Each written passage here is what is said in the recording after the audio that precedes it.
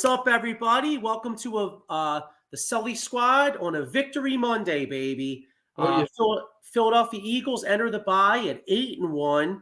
A huge escape.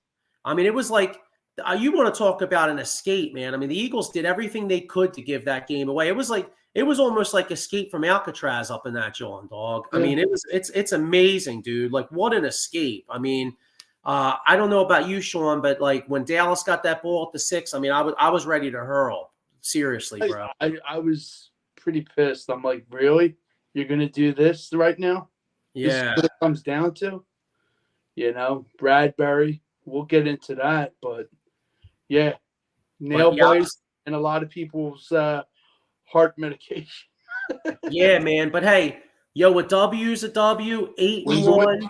Eagles found a way. You know, they almost pissed it away, but props to the D-line. Brandon Graham coming up. Graham and Josh Sweat. Brandon Graham had a blast from the pass. I mean, you want to talk about a clutch ball player, that's Brandon Graham. I mean, first off, Philadelphia Eagles have 0 Super Bowl wins if it's not for BG. So he came up with 2 big plays. Josh Sweat came up with a big play. Absolutely. They got it done. We can sit here and say that Dallas choked, but honestly, the Philadelphia Eagles defensive line stepped up at the end. Yeah. They undressed the right tackle. So we're going to get into that. We're also going to get into red-hot Philadelphia 76ers. Sixers got Sixers are the only team in the NBA. They have 4 guys averaging 20 points.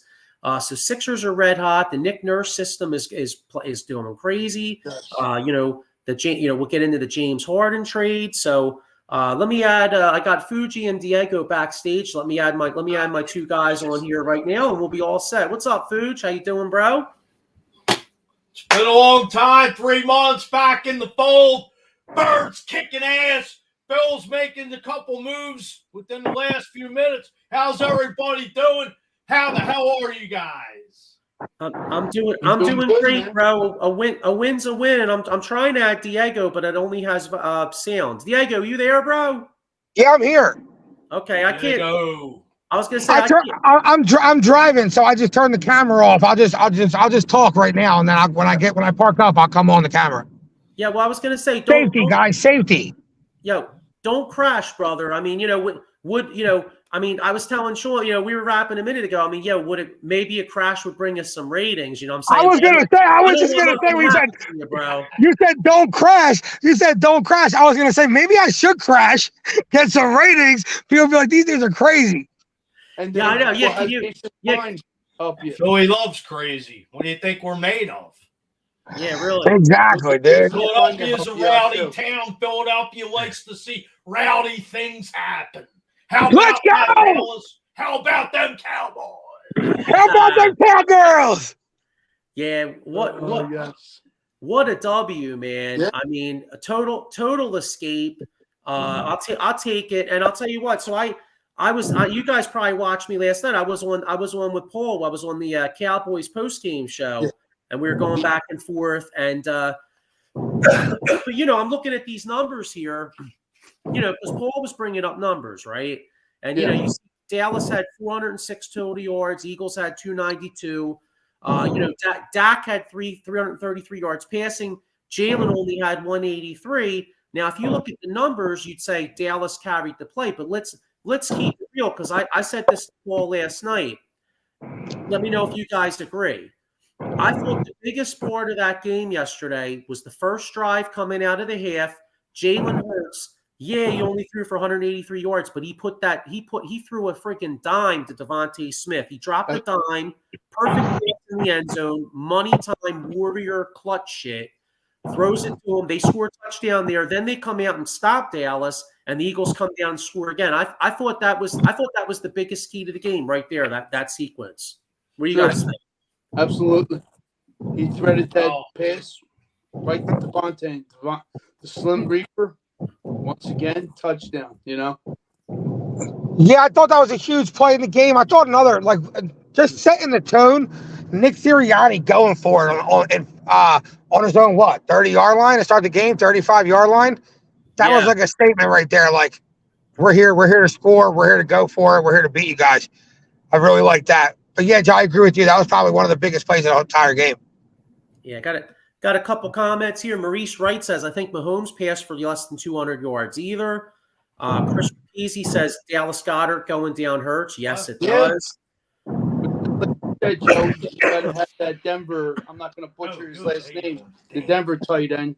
He's got to step up. I had some. I'm sorry about tonight. I meant to call you. I had an emergency, and I meant to call you. Ken Fry says, what's up, squad? Nice win for the Eagles. Terrific game by a couple Super Bowl contenders. Yeah. As well as your Raiders too. Chris Rapizzi says, I think it was his shoulder. Dallas Goedert. Yeah, Goddard's going to be out at least for 4 weeks, maybe 5, 6 weeks. Is that the prognosis? Yeah, fractured forearm. IR, 4 weeks. So no surgery. No, he needs surgery. I thought it was 4 to 6 weeks, no surgery, 6 to 8 weeks with surgery. Ian Rappaport said that he was going to get surgery possibly as soon as today, but I don't. Maybe that didn't happen. I'm not really sure. Okay, well, that's a big loss. What do you guys think? Who do we turn to? Who do we turn to now to be our tight end to step up? Stoll? No, Denver's the Denver tight end that we acquired. I'm not going to butcher his last name. Stoll. Awuka Wemby or something. Yeah, Stoll is going to be the blocking tight end, and as far as I'm concerned, Cal Quintera, you're playing thin ice with him. He's I don't know how many concussions deep, man, but good for him. You know what I'm saying? So, all in all, the Denver tight end got to step up. It is a shame. It is a loss. You know. Well, that's the first guy that popped into my head when I seen it happen. I said it right away to my brother. I was like, I think he broke his arm. I was like, the way that dude just landed on, I think he broke his arm. Well, he's like, nah, he's fine. Yeah. I was like, all right. So that's the first guy that popped into my head to step up. The Denver tight end that we acquired. Mm-hmm. He's big body. He's got nice size, nice weight. And we didn't get him just to get him. So Howie and the scout squad see something in him. So let's go. I mean, work him in during the bye. Get him acclimated with the plays. So. Yeah, I mean, here, hang on a second. Chris Rapizzi says, pop in my head. I was like, fuck, it's his shoulder. Yeah, that's straight. Yeah, I think it was actually his forearm, though. It was. As soon as it was. I was like, he broke his forearm. I was like, he broke his arm. He held his forearm and he goes, damn, my arm. I read his lips. And then as soon as he was he stood up. And then as soon as they walked into the tunnel, he was holding his arm like this. So I knew for a fact it was his forearm. He just I seen a lot of people his weight and the dude's weight. I seen a lot of people say that was a dirty hit, but if you're Dallas Goedert, you're stiff arming that dude. Mm-hmm. So like, what do you expect that guy to do? He's got to get you down somehow. You got a hand in his face. Now, back to dirty plays with DeMarcus Lawrence. That was a dirty play on Hurts. That was low. That at least should have been a flag. Yeah, I'm not bitching and moaning about it, but that was definitely unsportsmanlike. But you know, the calls were not getting called either side. You know, Sweat getting held behind his shoulder. You know, but even it went with Micah Parsons. But like we said, a win's a win. I'm not going to bitch about the penalties, but penalties do. Yeah, I mean, I got right here Chris Repeat, and then another one too, another big play, Jalen Hurts. How about that? How about that Hurts knee, and how about him going down? Hang on one second. Fuji, hey Fuji, what's up, man? Sorry about the Phils. No, that's okay. Yeah, so Chris Rapizzi says, how about the knee and him going down? And you know, you guys mentioned about the penalties. I mean, the bottom line is that I thought there were some ticky-tack fouls either way. I also thought that you know, like Sean said, I saw Josh Sweat get held, I saw Carter get held, but then I also saw Parsons get held multiple times. I thought the call on Gilmore was really weak. That was a bad call. That was a bad call. He's reading that ball the whole way. The ball's 5 yards out of bounds. I said it to the guy who dropped off the packages at our job that I was talking to him, and I said, Dallas Cowboys fans can complain about calls missed, and I agree. There was a lot of bad calls missed, but it was inconsistent on both sides of the ball. It was. Yeah. Yeah, I don't think, if I see a Cowboys fan say that they lost because of the refs, I'm like, nah, no, they didn't. There was missed calls on both sides, and there was ticky-tack shit on each side. So I don't want to hear that. I don't believe that the referees decided that football game at all. Yeah, exactly. I mean, the Miami game, I even give them a little bit of 13 penalties and nothing's a little bit absurd when everybody knows you can get a penalty on every single play of the NFL. So I understand that argument, but come on, that Cowboys game yesterday, there was no referees called that horrible all game, both sides. Yeah, Maurice Wright says, did you notice the Cowboys defensive line were lined up in the neutral zone all game and the refs only called it one time? Honestly, I didn't really notice it. I mean, if you noticed it, Maurice, then maybe he noticed. I didn't notice it, to be honest with you. But what were so obviously the Eagles got the win. What were some of your biggest takeaways? I mean, well, first off, I mean, what a turning point win. I mean, if Dallas comes back and if Dallas comes back and wins that game, all of a sudden we're basically in a virtual tie with them. I mean, technically we'd be a half game up, but they play the Giants next week, and they're probably going to crush the Giants. So in essence, we'd be tied with them with Dallas holding with Dallas having a head-to-head win in Philadelphia. Now the Eagles win. The Eagles are 2 games up with the first tiebreaker until we play them again. What a difference. And basically, if you look at the schedule now, the Eagles have a really tough next 5 games. But if the Eagles can go 3-2 in the next 5, they just have to beat the Giants twice in Arizona in the last 3 to get to 14-3. So it's looking really good for the Eagles to get that number 1 seed. We just need Detroit to slip up and lose I know Detroit's got an easy schedule, but Detroit's got to mess up and lose a game or 2, and then the Eagles are really tracking to get that number 1 seed. Well, right now, as going into this week, wasn't Seattle the 2nd seed? Yeah, but they got their ass kicked yesterday. Right, I knew that. Yeah, so Seattle got their 3rd L, if we're going for number 1 seed, Detroit's a little bit of a concern because they have a really easy schedule. Although I'll tell you what, Josh Dobbs didn't look bad for Minnesota. That Minnesota game, they play Minnesota twice. Minnesota, if Dobbs plays like he did yesterday, they may beat Detroit once. I mean, they could beat them possibly. Oh yeah, I mean that game was a shootout with Atlanta. Yeah, but I mean, Detroit just played a pretty bad game against the Raiders. That's true. Yeah. They left the Raiders in that game all game. So if they play like that against bad teams, they'll find a loss or 2 in their schedule. The Cowboys beat any team over 500. I think the only one they did is technically the Jets, but the Jets weren't 5. I mean, the Jets had just lost Aaron Rodgers, so it was kind of like week 2. Yeah, they caught the Jets at the perfect time. I mean, I wish Dallas was playing the Jets now. I mean, Zach Wilson stinks, but they're at least a little bit more used to playing with Zach Wilson. They'd be a tougher team to beat now than they were in week 2. Well, Rodgers has been on the sidelines, I think, kind of helping Zach Wilson in certain games and different reads and stuff. Yeah, I don't think it's doing too good. Zach Wilson sucks. Well, hey, that defense is carrying them. Definitely.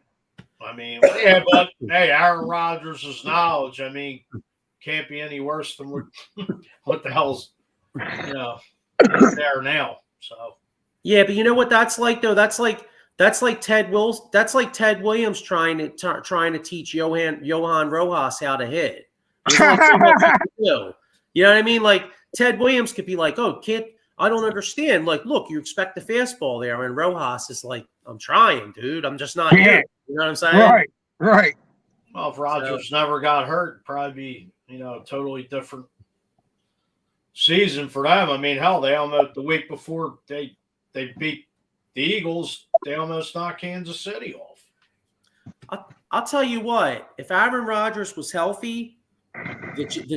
Right now, if Aaron Rodgers was healthy playing all year, the Jets would be my team to make the Super Bowl out of the AFC.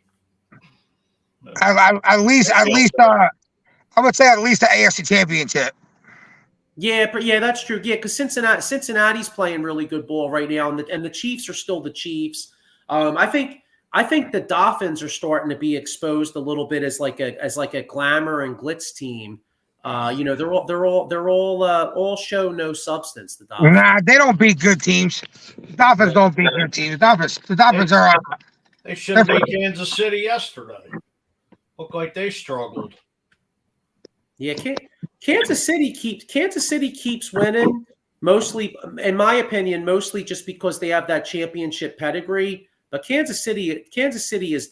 You talk about the Eagles not looking impressive. Kansas City hasn't looked. I mean, there's people out there that go, "Oh, the Eagles are 8-1. They haven't looked impressive." Kansas City hasn't looked impressive. They keep winning. I feel like they're a similar team to how like we keep saying every week, Eagles they find a way to win no matter what kind of game they get put into. They can play in that game and they win in those type of games. Kansas City, same thing. They any kind of game you get Mahomes into or that defense always finds a way to show up against good quarterbacks too. Yeah, but any situation you get them kind of quarterbacks in, I feel like they find a way to just win them games. Yeah, Eileen C with a comment. I think she's talking about Zach Wilson. She said he's better than Tommy DeVito. No, it's funny. Tommy DeVito sounds like the local drum. He sounds like a local drummer from like a local band. You know what I mean? Like you go out to a bar and you're like, oh, who's the drummer? Tommy DeVito. Oh, cool. Let's go see him on Saturday night. You know what I mean? Meanwhile, he's playing quarterback for the Giants. I won't even go as far to say he's better than Danny DeVito. Tommy, Zach Wilson's so bad that I gotta see Danny DeVito play some games. You know what I'm saying? And I'll let you know if he's worse than Zach Wilson. Zach Wilson's hard to watch sometimes. Well, that damn Jets offense is putrid. I mean, come on. It's hard to watch. Like sometimes he's just like looking at the middle linebacker, throws it right to him, and I'm like, what is going on? I don't get how he did that. Yeah, here's one right here. Maurice Wright says Baltimore is hot right now, guys. I'm looking at a team whose quarterback doesn't turn the football over. Tell you what, Baltimore, it wouldn't. I mean, there's a lot of football left, but I wouldn't be if Baltimore gets home field advantage. They're going to be tough to beat in Baltimore, and if that's the case, it wouldn't shock me if it was a Philadelphia-Baltimore Super Bowl. That'd be pretty interesting. Yeah, but Lamar Jackson always makes me just like. I don't think he's beat anybody or done enough to be able to be like, yeah, that's the scariest team in the AFC with like all them other like Joe Burrows and Mahomes. Well, that defense I'm putting my money. I'm putting my money on Mahomes and Burrows 10 out of 10 times. Well, when it comes to the quarterback position, yeah, but I'm saying, if Baltimore does get home field, they get a good running game. And good running game, defense. I'm just saying if they get home field, they could possibly find a way to win. Well, now if I'm them, the ball. I'd rather play Kansas City at home than Cincinnati because Cincinnati goes down there all the time. Yeah, that's true. They wouldn't be intimidated. Yeah, I just feel like that's a normal trip for them. They play them twice a year. Burrows played them twice a year since he came into the league. That's a normal trip. But like, do you want Mahomes coming to your house too? No, not really. I mean, if I'm in the AFC, I'd be praying that somebody else took Mahomes out. I'd be praying Josh Allen finds a way to get lucky in a couple games, and I got to play him in Baltimore. Get Kansas City out of Arrowhead. I mean, I'm sure they could definitely be beat on the road. I'm sure they can. They're a beatable team this year. Oh, yeah. Yeah, the Eagles are going to. 2 weeks from the night, the Eagles are going to knock them the hell off. I agree with that. I think the Eagles beat Kansas City. And I think the Eagles are getting Buffalo and San Fran at the right time the next 2 games after that. Coming off the bye. Yeah.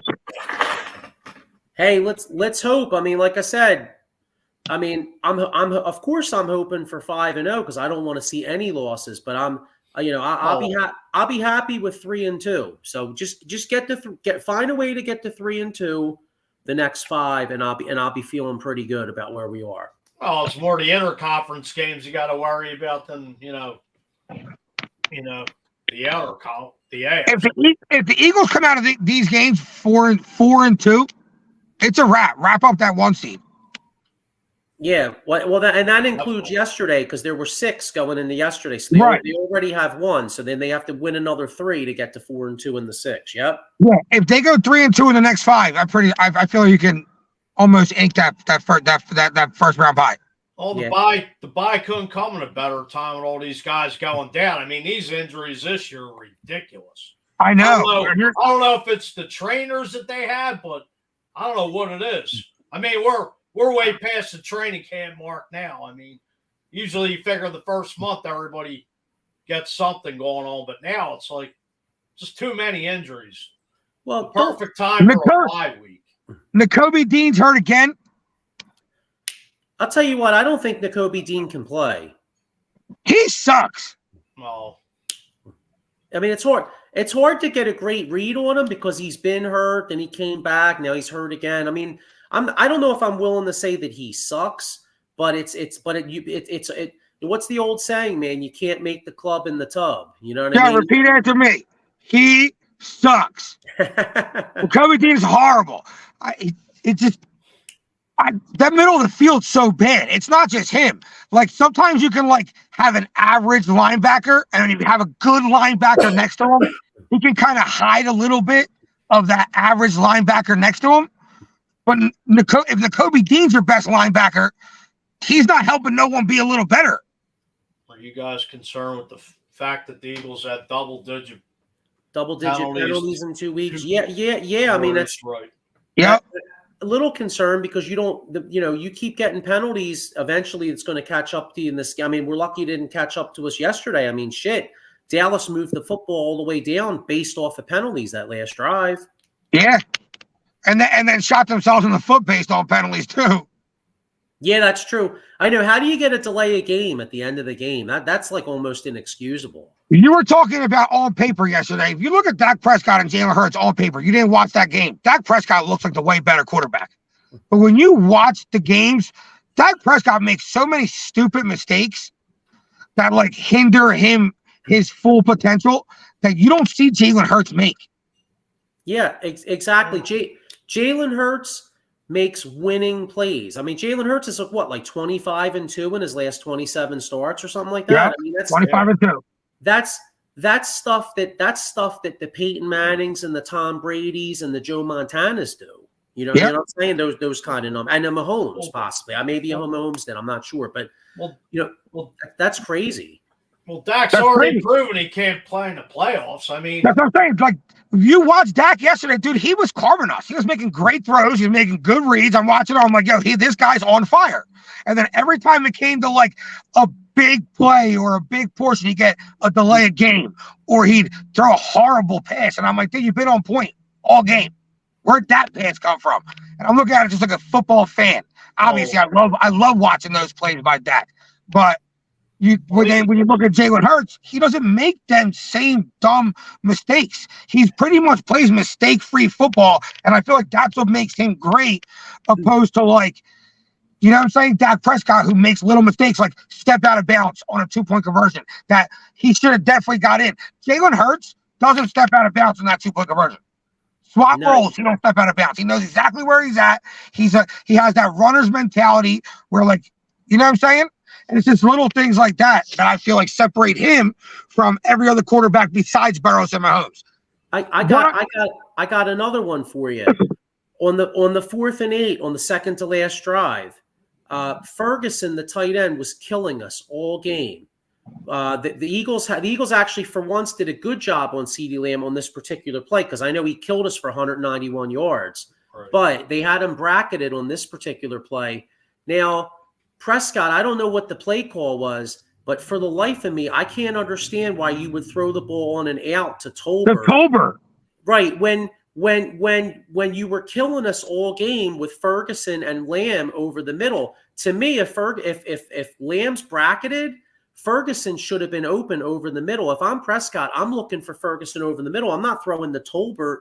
I mean, let's keep it real. What's Tolbert? Their 4th receiver, 5th receiver? I mean, like you said, Diego, as good as Dak played, that's situational football, that's situational awareness, and that's winning time decision making. And to me, if I'm Dak Prescott, I'm not going to Tolbert with the game on the fucking line. No, that was. I think he only. Best receiver. I think he only went to Tolbert because he knew Tolbert was 1-on-1.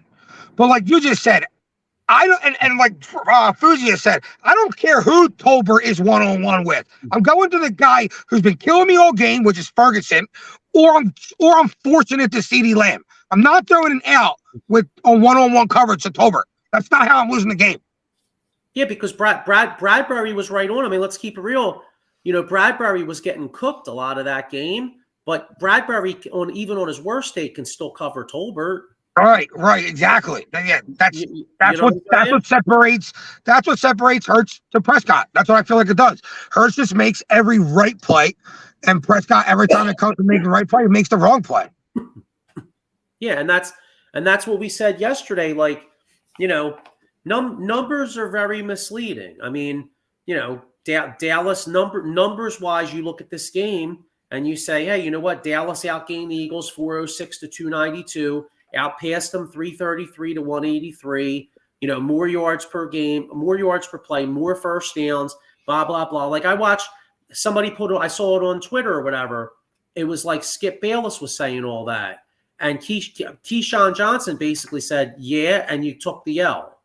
You know what I mean? Like, yes, and you took the L. Like, I could wipe my ass with these stats. Like, seriously. I mean, I might get a cut, so I won't. But you know what I mean? I could literally wipe my ass with these stats. It's all about W's, dude. And the Eagles came up with the plays when it mattered. They got the W, and that's all that matters, bro. 100%, yeah. That's 100%. So, speaking of W's and L's, we touched on the Jets. What's your guys' prediction on the Jets Chargers game tonight? Like Fuji, what do you think? Who do you think's going to win that Jets Chargers game tonight? The Jets do look solid with that defense, but I'm going to have to go with the Chargers. Yeah, I kind of like the Chargers too. What about you, Diego? I know you were saying I think you liked the Chargers earlier. Oh no, but first I'm going to say, Fuji, that hat's so fire. That is a fire hat. That hat's so fire. Like the Eagles Cowboys. Or off eBay for like $80. Yeah, that's a good one. That's a really good one. But if I have to pick tonight, Jets defense will keep them in it. I think the Chargers win. 24-17. Okay. How about you, Sean? I'll take Sean. We're not hearing Sean right now. Sean? Can't hear you. Can't hear you. All right. Hang on a second. I got Maurice Wright says Ferguson was wide open. Thank God that football gods didn't make that decision to throw the ball there. Maurice Wright says give the ball to the running back tonight, New York. He's getting busy lately. You know what? All right, we'll try to get Sean. Sean will try to get situated in a minute, and we'll get his pick. How about before we move on to the Sixers? How about any other takeaways from football yesterday? I'll tell you mine. CJ Stroud. I was going to say CJ Stroud. 500 yards, right? 470 yards, 5 touchdowns, no turnovers. That's the biggest thing. A rookie to have that kind of game and not turn the ball over once. Kid is good. I would say right now he's got to be offensive rookie of the year. Yeah, and D'Amico Ryan's coach of the year. Oh yeah, there's a reason that nice ball down there in Houston. Yeah, they were the worst team in the league last year, pretty much. They've been horrible for so long. Yeah, we're talking about they're 4-4 now with a rookie quarterback, and I think the difference is D'Amico Ryan's. San Fran's defense was super nasty for the last 3 years. If you ask me, they are not as good this year. They're not. You can move the ball on them this year. Now, don't get me wrong. They're going to still be effective because the kind of caliber players they have on that defense, like Bozo will make plays, Ward's a great corner, then linebackers are insane. But I think D'Amico Ryan's really kept them together and had them playing like a solid unit, opposed to they're just a lot of good players now. I think D'Amico Ryan's, you brought him in as a head coach, and I think he's bringing that winning attitude.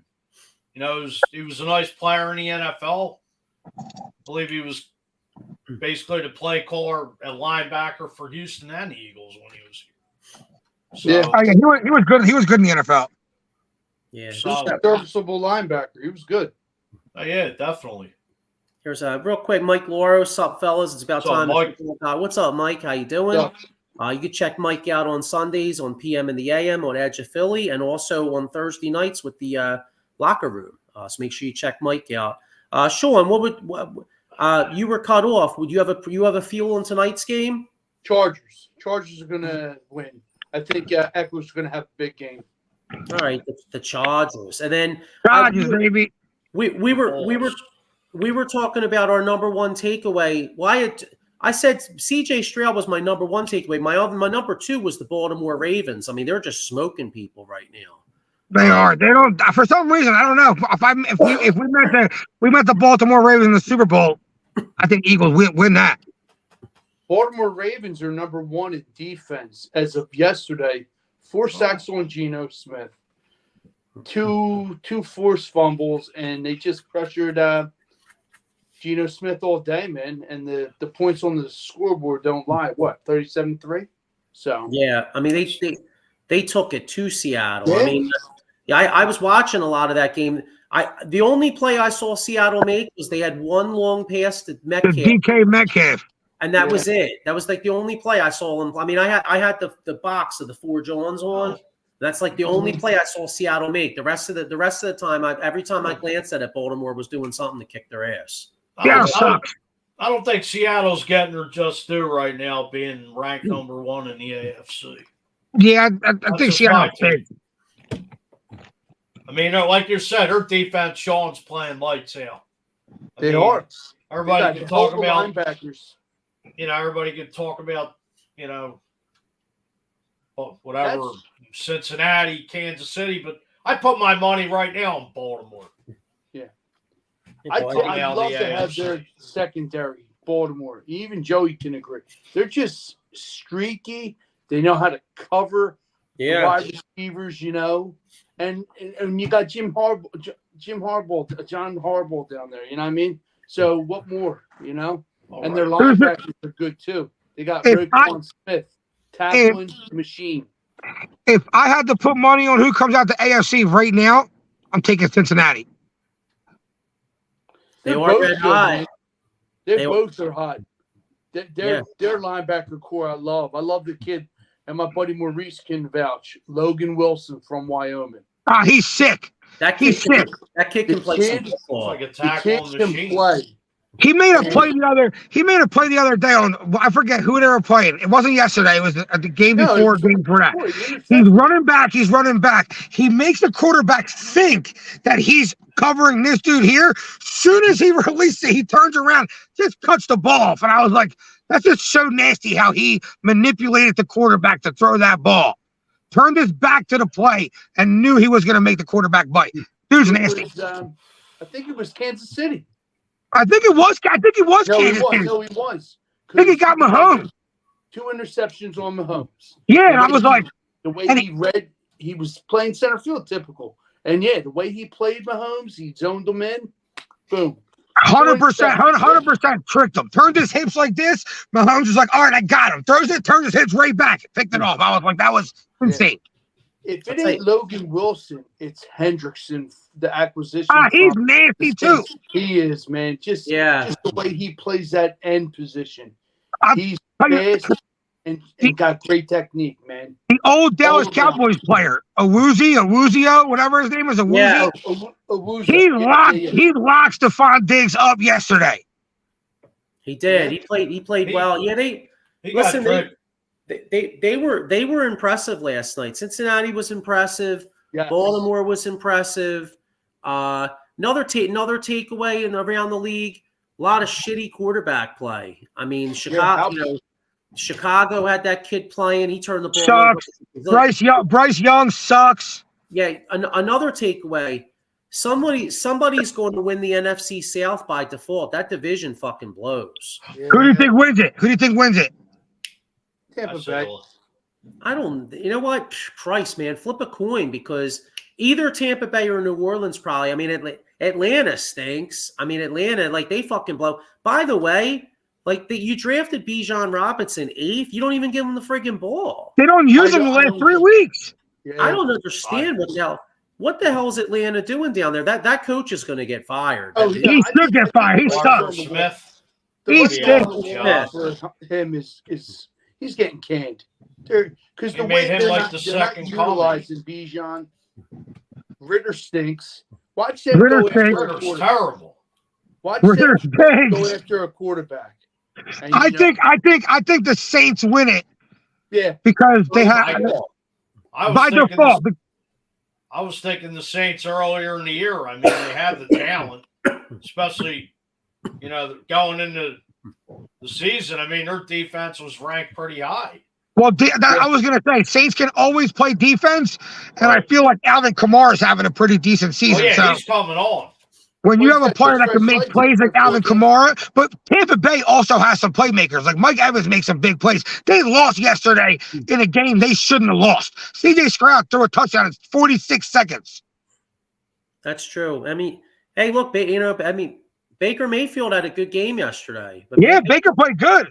Baker's playing well. I mean, yeah, I think it comes down to Tampa Bay or New Orleans. Yeah, And I'll tell you what, I've been a little disappointed in Derek Carr. Not saying Derek Carr is a great quarterback, but he's got Derek Carr has the best pedigree in that division, and I mean they barely beat the Bears yesterday, and the Bears turned the ball over 5 times, and they barely beat them. I mean, to me, you play a team like Chicago who turns the ball over 5 times, you should be winning by like 3 touchdowns. Well, like you said, I agree.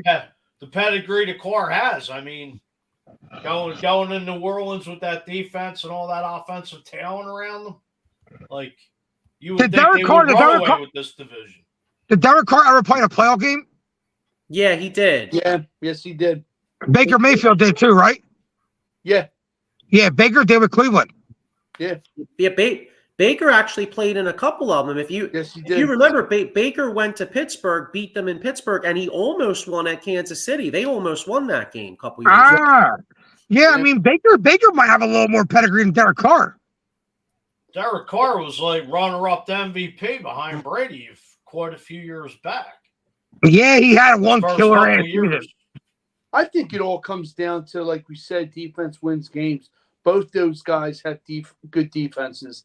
But like Fuji said, I kind of now thinking of it, give the edge to like New Orleans, And Kamara, like you said, his legs are fresh after that 4-game suspension. Yeah. That's the way I see it. I'll tell you what, guys. That NFC South division, boring as fuck. And when I think of stuff that's boring, I might want to drink some coffee. So anybody out there, if you want, if you're watching a boring ass, shitty ass division like the NFC South, if there's any NFC South fans out there, hey, apologies, sorry, but you guys blow. All right, but anyway, if you're trying to watch that shit, maybe you want to have some coffee. Drinks the best coffee out there is Monkey's Cold Coffee. You could use the promo code OOTBS Sports at monkeycoldcoffee.com. I got another one here. I know we touched on this earlier. We were all really upset when we saw Dallas Goedert go down. And he got hurt on the job. Well, Dallas Goedert's a millionaire, so while I feel bad for him, he's okay financially. But if you get hurt on the job, you might not be okay financially. So if you get hurt on the job, make sure you call my man Jason Fine, aka Attorney Big Al. Motor vehicle accident, slip and fall, workers' compensation, or, like I said, personal injury claim. He's got 3 offices around Pennsylvania, New Jersey, 1 in Philadelphia, PA, 1 in Cherry Hill, and 1 in Pittsburgh, PA. So if you, like I said, my man will get you paid, dude. So make sure you give him a call. But yeah, so anyway, guys, we obviously touched on a lot of football. I'd like to get into some red-hot Philadelphia 76ers, but before we do, one more thing. Just came out before the show. The Phillies offered Fuji. You sent this over to me. The Fugees. The Fugees. Yeah, the Fugees did it. No, remember the Fugees, 1996. Ready or not, right? Ready or not. Yeah. Here I come. You can't hide. I'm gonna find you. All right, let me stop. Yeah. All right, but anyway, save the rapping for a concert, right, Sean? Yeah. Save your rapping for the shower, Joe. Okay. Yeah. Did I ever tell you I heard the great? Did I ever tell you? Billy Smith told me, or maybe it was either Billy Smith or Keith Fedora told me the greatest insult at Washington High School. This dude was trying to rap to this girl, right? He's like, "Yo, what's up, baby?" He's like, "Yo, what's up, baby? Can I rap to you?" She's like, "Save your rapping for a concert." Everybody just hammered his ass, dude. It was great. Exactly. But yeah, Phillies offered Aaron Nola a $20 million qualifying offer. They didn't offer Rhys Hoskins a qualifying offer, so that'll be something. The free agency, and trade wise, we'll get into that as the weeks go on. But anyway, Philadelphia 76ers are red hot. They've won 4 games in a row. They're 4-1. Yeah, red hot. But between that and then the James Harden trade, what's your guys' thoughts on the James Harden trade? good riddance. The loser mentality's gone. It's kind of like almost a fresh start. Kelly Oubre, man, he's averaging 21 points. I mean, I think Nick Nurse has this team slowly but surely playing his type of basketball. I have yet to watch a game, but just looking and reading, it looks good for the season, hopefully. Hopefully we can acquire some players with those 2 draft picks. Your thoughts, guys? Yeah, I agree, Sean. The draft picks were definitely the key to the trade. Now we actually got some assets that could possibly bring us one more star. Mm-hmm. Kelly Oubre, super underrated. Yeah. Super underrated. Kelly Oubre is a huge addition to the Sixers right now. Yeah. Yeah, I love the James Harden trade. He had to go. He wanted to go. He wasn't happy. And we got them picks. The picks are all that matter. That's what we got. Mm-hmm. Fuji, how about you, Fuji? What do you think? Yeah.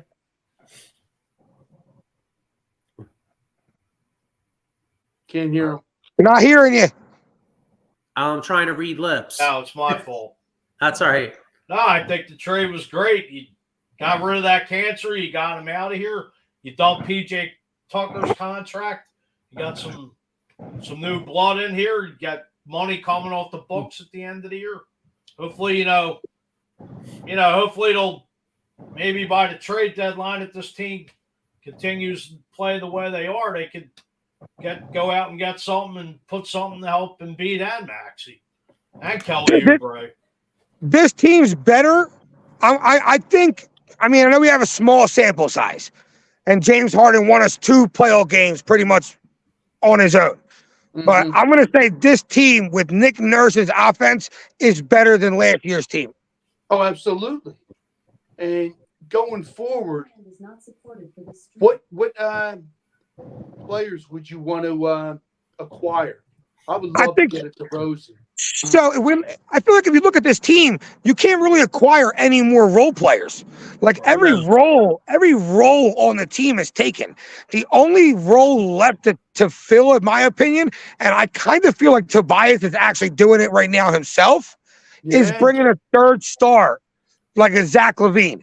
But like I said, Tobias is putting up some numbers now. What? He don't play defense. I like him, but I want a guy that Joey knows that plays defense, but his offense is great, but he don't play defense. Yeah, I mean, but like the NBA, does anyone in the NBA really play defense? Nah, it's changed. You're right. You got to protect the rim. You got to protect the rim, which you got to Embiid to do that. Oubre's not a bad defender. Tobias Harris isn't a horrible defender. I mean, he's not the biggest rebounder, but he can use his body to keep guys in front of him. There's a couple, like I watched Tobias Harris. He gets his hands up. He's not the worst. And Maxey's always gonna be a little bit of a liability on defense. That is what it is. Take the good with the bad with him. Yeah, just like Maurice said. Maurice Wright says Covington plays some defense. I like how Nick Nurse plays everybody. Like I've seen him put in Furkan Korkmaz has come in and made big shots. He had a dunk. The forgotten man. He had a drive to the basket where he just like, and I was like, who's Furkan Korkmaz think he is? Michael Jordan? Yeah. How's Korkmaz still even on this roster? Like, it's funny. he asked to be traded with them to go to the Clippers, and they said no. No, because Nick Nurse might have a little bit of a role for him. Yeah. Korkmaz's a shooter. Yeah. He's that guy. He sees 2 or 3 go through the basket. He can hit some shots. He So sees potential in himself where he probably was like, the doc ain't showing it to me, so is Nick going to show it to me? And like you said, Diego, he sees something that he doesn't see. So, well, do you know the playoff games where like it just seems like the team can't make a shot?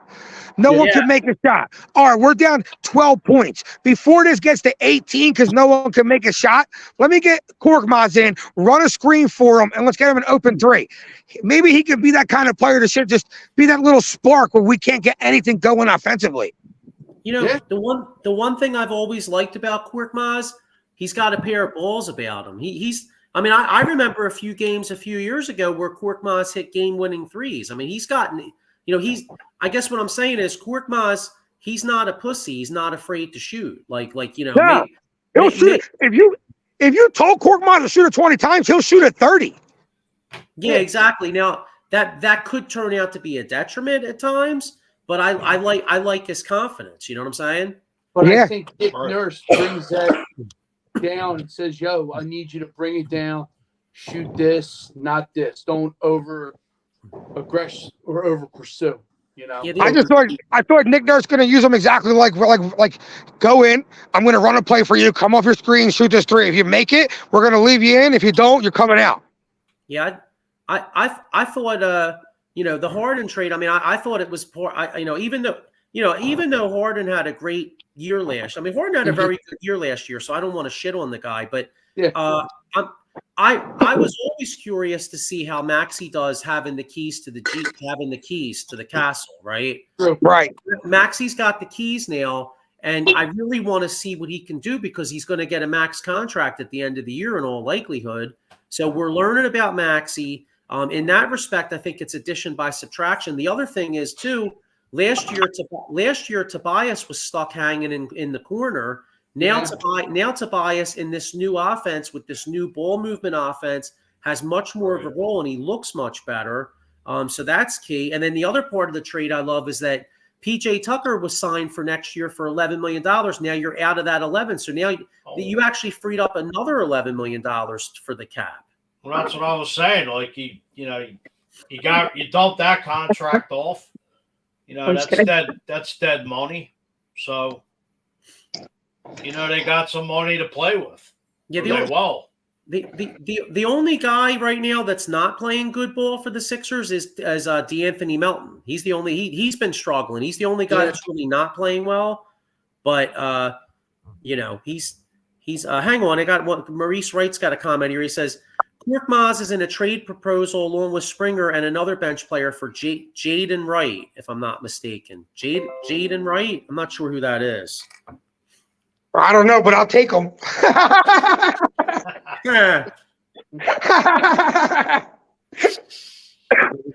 Maybe Jalen Wright, maybe Jaden Wright. Let's see. I'm not Jaden Wright. I don't know. I'll Google him. But I hate to cut you guys off. Yeah, I'm gonna jump off right now. All right, man. So, I'm gonna say peace out. Birds. Have a good time finishing the rest of the show. Peace, guys. Go Birds. Bomb, bomb, bomb, bomb, bomb, bomb. All right. Dellen Wright. Okay. All right, guys. Peace out. Have a good night. Yeah. Have a good one. Stay it. Go Birds. Dellen Wright. I don't know. That seems like a lot to give up for him. Dellen Wright, maybe Wizards. Here we go. Dellen Wright, Wizards. Well, shit. Trade him tonight. He can go right to the bench. They play the Sixers tonight. Dellen Wright's he's averaging 2.8 points though. So I mean, I don't think, and 21% field goal. I don't think we have to give up too much for him. He's an all-star. Oh, Dellen Wright. You know what? Yeah, he's been around for a little while. Okay. I know who he is. Okay, I gotcha. It's a 3-way trade with Portland involved. Shooting guard. Oh yeah, he's 31. Okay. Yeah. Well, you know what? Hey, if it helps us, I'll take it. Okay. Sixers got Boston coming up this week. Yeah, that's a good measure. That's a really good measuring stick game. What Boston's the only team with a better record than us, I believe, right? Yes. Yes, sir. Yeah. So, all right. Well, obviously it's very, very early in the season, but I'm happy with what the Sixers are doing. I love the Harden trade. I'm hoping that somehow we can add somebody else. I mean, I'd love a Zach LaVine, but like you said, Sean, he doesn't really play any defense, but I love his scoring. Well, yeah, I think right now that's what this team could use, like really to, What about it, DeMarcus? I take DeRozan, man. I just love he's got that fire, that killer instinct in his eye, man. Don't back down. LaVine and DeRozan have been rumored. Have been calling here for the longest time. Yeah. Another guy is OG Anunoby from Toronto. Yeah. I like him. The only thing about him is, though, he's not. I mean, he's a good defensive player, but kind of a little concerned if you go and acquire him, then his contract's up at the end of the year. He's going to get a max, and I like him as a player, but he's not a max. To me, he's not worth a max. Like I view him kind of on the lines of like Tobias Harris. Like Tobias Harris is a good player. Tobias Harris is a very good player. He's a nice player. The reason we've had issues with Tobias is because he's overpaid. Tobias Harris is a nice player, but he's not worth $30-some million a year. And I feel like OG Anunoby, I feel like in about a year or two's time, we'd be saying the same thing about him. Oh, another guy too, as you're saying, Tobias Harris is in final year of his contract. Yeah. Oh, the Sixers only have, I think, Joel Embiid, Paul Reed, and Jaden Springer are the only three guys the Sixers technically have under contract next year, because Maxey is technically a free agent, but they're going to give Maxey's not going anywhere. No. They're going to give Maxey the max, so he's not going to go anywhere. But they're the only guys they have. Here we got one right here. Maurice Wright says, "Hey, is Bamba someone who the Sixers need to get on the court as a role player and a rest piece for Joel, especially if Paul Reed gets in foul trouble?" I think so. I'm actually a little surprised that Mo Bamba hasn't gotten any minutes. So far he's only played he's been deep bench, and he's only played when the game's totally decided. Well, now that we got Roka, I mean, that just gives more Embiid some time to rest, doesn't it? Wouldn't you guys say so? Yeah. I mean, being his backup, his first tour duty here with the Sixers. Mm-hmm. From before. Yeah, Batum I like to see. I remember him always shooting those threes like a clinic, man. So be interesting. Rocco? No, Nicholas Batum, the guy that they acquired. Oh, Kenyon Martin, and you got Kenyon Martin Jr.'s son. He's like a high flyer, but yes, sir. Yeah, he's KJ Martin's kind of like an athletic type guy. I mean, that's they got him in the trade. He's more of an athlete. I think he averaged a few blocks a game last year on the weak side. So he's a jumper. What's that? He's a jumper. He's he can jump. Yeah. So, but we'll see though. But let's look at let me look at the Sixers schedule right here, because we got some big games coming up this week. So we got Sixers schedule. I just had it up. All right. So this week we have Washington today. This should be a win. Mm-hmm. At home. Boston at home on Wednesday. That'll be a big game. That's a tough one. Then we got at Detroit on Friday, host the Pacers on Sunday. So we have 4 games before we do this show again. I'm going to say 3-1 in the 4. I don't know if we lose maybe we beat Boston. I just have a feeling that somehow we're going to slip up and lose one game. But it could be Boston, or maybe we beat them and slip up against somebody else, have a little hiccup. I'm saying 3-1. I'm right there with you, 3-1. We're gonna have a slip up somewhere somehow. I couldn't agree more. Like you said, Celtics Wednesday, in Detroit Friday and then a home and home with the Pacers. I'd say 3-1. Because then next Wednesday they're in Boston. So they got Boston, twice within the next week. Well, it's funny. Actually, Boston's here again next Wednesday. Yeah. As crazy as right. that's as crazy as that's weird. Yeah, as crazy as that is, because I have the season tickets, and I was like, the Sixers have like tons of early season games. It's crazy.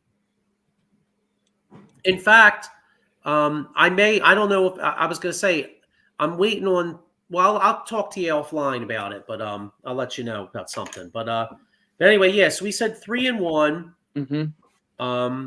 But what do you guys think of this in-season tournament? By the way, I think it's stupid. I think it's a joke. It's a waste of time. I can't even believe they're doing this. Like, usually do that with the playoff, with the lower seeds in the playoffs. Like, why sorry. now? There's I no just need. don't get it. No need. Waste of time. Yeah, other than the players getting money, like, what do you really get out of it? Like to me, like, not to be a dick, but like, if I'm watching, like, say the Sixers win the in-season tournament, like, what am I'm not going to go to Frankfurt and Cottman on that, John. You know what I'm saying? Like, I care less. I don't give a shit. Like, although, you know what's funny though? Hey, I'd like to look for any excuse to go have fun. So you know what? Maybe we should. Sixers win the in-season tournament. Everybody goes to Cottman and Frankfurt and just goes ape shit. You know what I'm saying? Yeah, right. Hey, why not? Bad shit, crazy. What's that, John? What's that, Sean? Grease the poles. Yeah, I know, right? That's what she said. So, all right. So that's the Sixers prediction. We'll get into a lot more than that. A lot more of that. Anybody been watching any of the Flyers? I've been watching them here and there. I know Travis Konecny's been like red hot. He's killing it. Carter Hart got hurt pretty bad.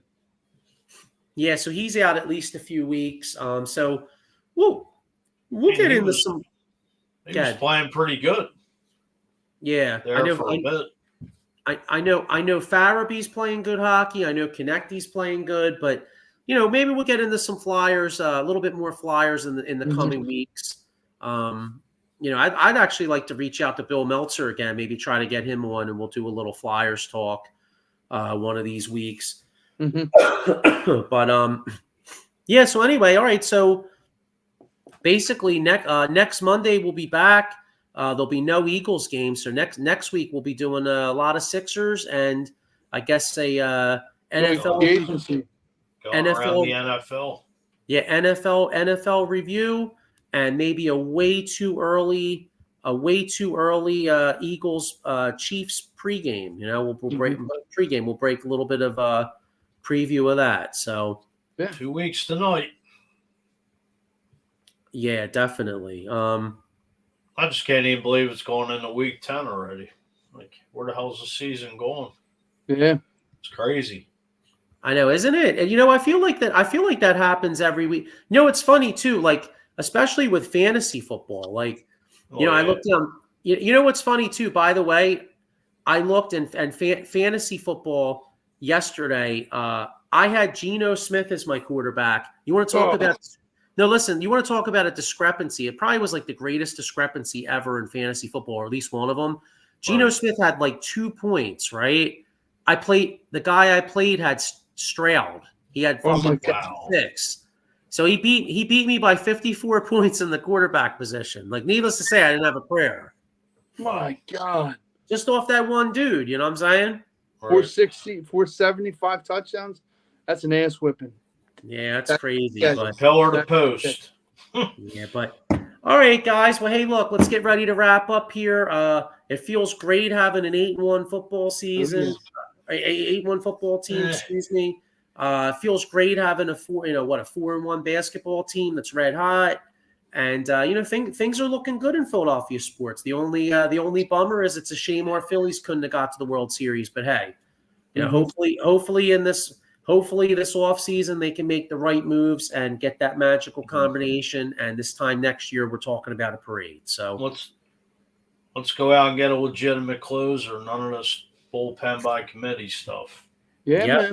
Because I mean, this bullpen by committee stuff the last couple of years just ain't cutting it. It's not working. Move on. Like I said to you, Fuge, you gotta. Oh yeah, you have to. You have to. It's enough. Look in with the new organization and see what free agents out there, your haters, all that other stuff. But yeah, we'll get into that. So, all right, fellas. Well, look, go Birds, go Sixers, go Flyers, and see you all next week. Go Later. Birds and Blazers.